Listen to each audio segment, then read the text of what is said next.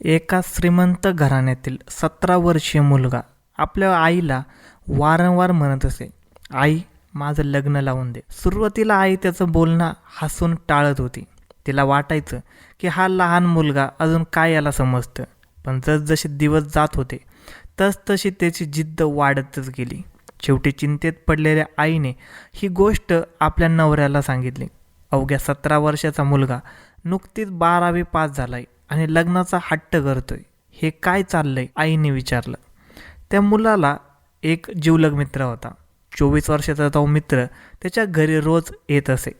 प्रत्येक सुखदुःखात तो त्याच्या सोबतच असे. आई वडील त्याला आपल्या मुलासारखं मानत होते. म्हणून आईने त्याला बोलावून विचारलं, माझा मुलगा तुला कधी आपल्या मनातलं सांगतो का? कारण गेल्या काही दिवसांपासून तो रोज लग्नाची जिद्द करतोय.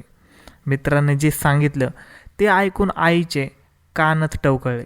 आंटी हा मोबाईलमध्ये काही चांगले नसलेले व्हिडिओ पाहतो, मुलींचे फोटो असे काही म्हणून त्यामुळे त्याचं कदाचित लवकर लग्न करायचं आहे. त्याला उद्या काही चुकीचं होऊ नये म्हणून तुम्ही त्याचं लग्न लवकर लावून द्या.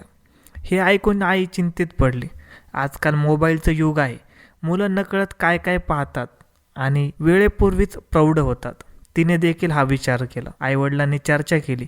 वडील म्हणाले, उद्या जर या वयात याने काही चुकीचं केलं तर त्यापेक्षा की आपण एक चांगली मुलगी शोधून त्याचं लग्न लावून देऊ. त्याने 18 वर्षाची एक मुलगी पाहिली आणि लग्न ठरवलं. आपला मुलगा लहान आहे, सून वयाने थोडी मोठी असली तर ती त्याला समजून घेईल असा त्यांचा विचार होता. लग्न झालं मोठ्या धामधुमीने. पाहुणे आले आणि गेले देखील. रात्री नवीन जोडप्याला खोलीत पाठवण्यात आलं. परंतु त्या रात्री सुमारे 4 वाजता मुलगा आईच्या खोलीत आला. दार खटकायचा आवाज ऐकून आई वडील बाहेर घाबरून उठले. इतक्या रात्री कोण? दार उघडलं तर त्यांचा मुलगा घाबरून दाराबाहेर उभा होता. आई, माझ्या बायकोची तब्येत खूप खराब झाली, तिला खूप त्रास होतोय, तो घाबरलेल्या आवाजातच म्हणाला. आई समजूतदारपणे म्हणाली, लग्नाचा पहिला दिवस आहे, थकली असेल, मी चहा करून आणते. नाही आई, ही साधा थकवा नाहीये, तिला खूप भयंकर त्रास होतोय, मुलगा म्हणाला. आई धावत खोलीत गेली आणि जे दृश्य तिने पाहिलं त्यावर तिचा विश्वास देखील बसत नव्हता. तिची सून बेशुद्ध पडली होती आणि तिला रक्तस्राव होत होता.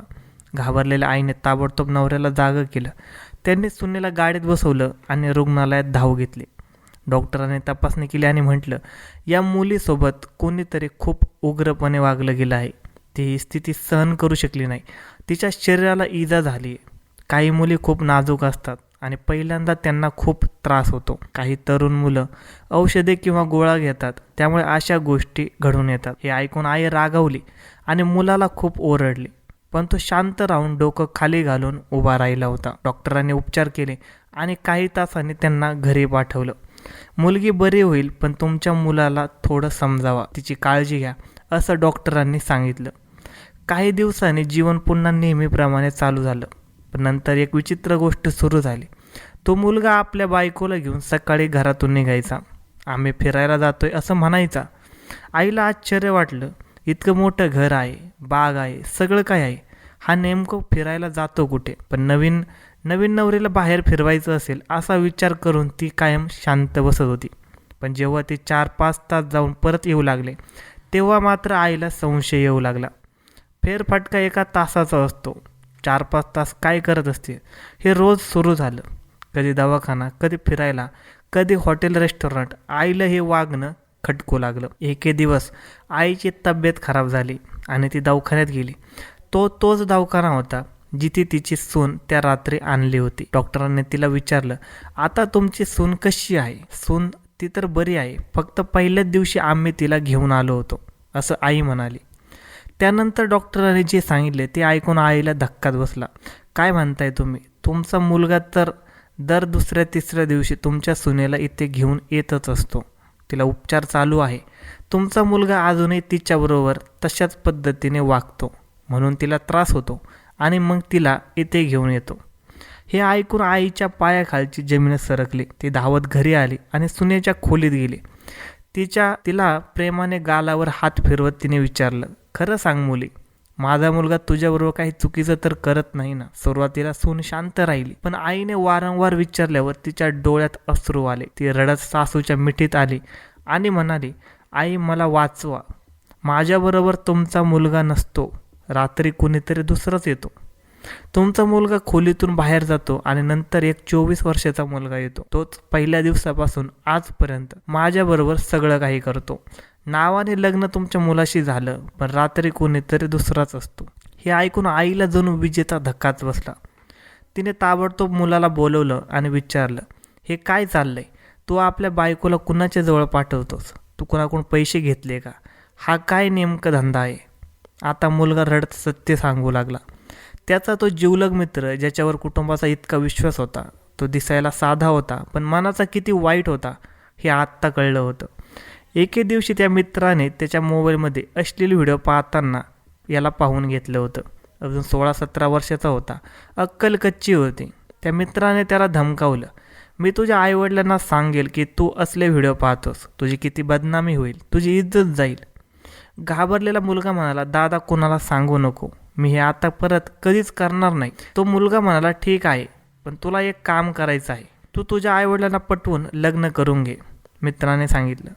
पण लग्नाचा आणि याचा काय संबंध, असं मुलगा विचारतो. ते नंतर कळेल. जे तू व्हिडिओ पाहतोस ते लग्नानंतर तुझ्या बायकोसोबत करू शकतोस, असं म्हणून त्याने त्याच्या मनात विष भरलं. आणि लग्नानंतर सुहाग रात्रीला जाण्यापूर्वी त्या मित्राने सांगितलं, बघ तुझं गुपित माझ्याकडे आहे, मला तुझ्या बायकोसोबत रात्र घालवायची आहे. प्रत्येक रात्री ती माझ्यासोबत राहील आणि मी तुझं गुपित लपवून ठेवेल, नाहीतर सगळ्यांना सर्व काही सांगून टाकेल. बिचारा मुलगा इतका घाबरला होता की त्याने हे मान्य केलं.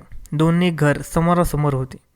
रात्री खिडकीतून तो मित्र रस्ता ओलांडून त्याच्या खोलीत येत असे आणि मुलगा त्याच्या घरी जाई. अशा रीतीने हा भयंकर खेळ चालू होता. त्या मित्राने पहिल्याच रात्री गोळ्या खाऊन त्या बिचाऱ्या मुलीवर अत्याचार केले. ती साधी सरळ मुलगी होती. त्याने तिलाही धमकावलं, तुझ्या नवऱ्याची कमजोरी माझ्याकडे आहे, जर तू कुणाला सांगितलंस तर तुम्हा दोघांना घरातून हाकलून देईल, मग तू कुठे जाशील? शांत राहून जसं मी म्हणतो तसं कर. बिचारी मुलगी कशाला सांगणार? ती त्या दृष्टाकडून बलात्काराला बळी पडली आणि जेव्हा तिला त्रास व्हायचा तेव्हा तो मुलगा तिला डॉक्टरांकडे घेऊन जायचा. डॉक्टरांना देखील वाटायचं की तो मुलगाच तिच्याबरोबर असं करतोय, पण आता सत्य समोर आलं होतं. आईवडिलांना जेव्हा संपूर्ण हकीकत कळाली तेव्हा त्यांच्या पायाखालची जमीनच सरकली. ज्या मुलाला त्यांनी आपल्या मुलासारखंच मानलं त्याने त्यांच्या पाठीत खंजीर घातला होता. त्याने ताबडतोब पोलिसात तक्रार केली. पोलिसांनी त्या दृष्ट मुलाला अटक केली. त्याच्यावर ब्लॅकमेल आणि बलात्काराचे गंभीर गुन्हे दाखल करण्यात आले. त्याला तुरुंगात टाकण्यात आलं आणि त्या मुलीचा योग्य उपचार करण्यात आला आणि मुलाला देखील मानसशास्त्रज्ञाची मदत दिली गेली. काही महिन्यात ते दोघं, तो मुलगा आणि ती मुलगी, आपल्या आईवडिलांच्या मार्गदर्शनाखाली पुन्हा नवीन जीवन सुरू करू शकले. त्यांना समजलं की काही चुकीच्या निर्णयामुळे किती मोठं नुकसान होऊ शकतं आणि विश्वासू वाटणाऱ्या व्यक्ती कधीकधी किती धोकादायक असू शकतात.